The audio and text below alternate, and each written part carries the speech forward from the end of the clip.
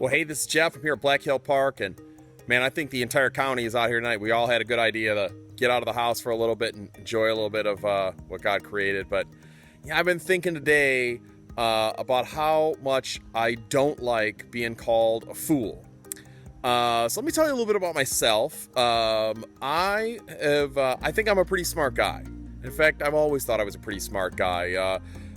So like way back in the day, like 5 years old, I skipped kindergarten. I went to kindergarten a week, and they said, "Man, this kid can read. He can do some math." They put me in first grade. Actually, they were going to put me in second grade. My parents talked them out of it. I almost skipped 2 grades, but I skipped a grade.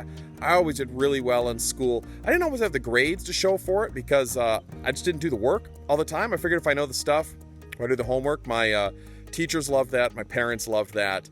But I did really well in school. I did great on AP tests. I did great on standardized tests. In fact, it wasn't until I got to college that I actually figured out that I had to study a little bit. That was kind of an eye-opening experience for me. I've always known I was a pretty smart guy.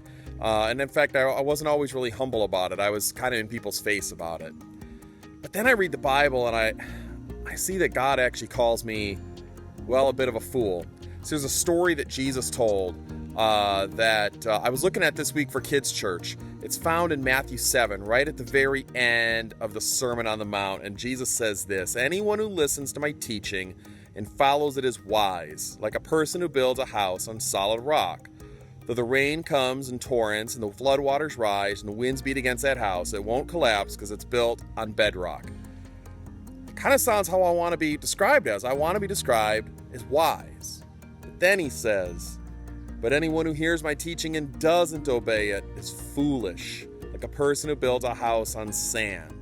When the rains and floods come and the winds beat against that house, it'll collapse with a mighty crash." And then I think about how often I know what God has to say in the Bible, but I choose to do it my own way instead, and God says I'm a fool.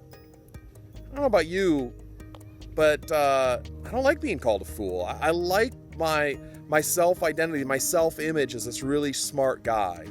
And yet God says it's not like that. And so here's my encouragement to you today. Don't be a fool. Don't be like me a whole lot of times.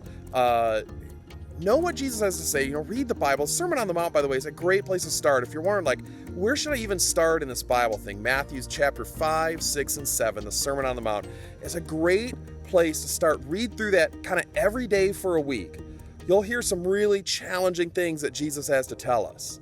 And then, well, put it into action. And Jesus says if you put those words into action, you are wise. And if you do it your own way,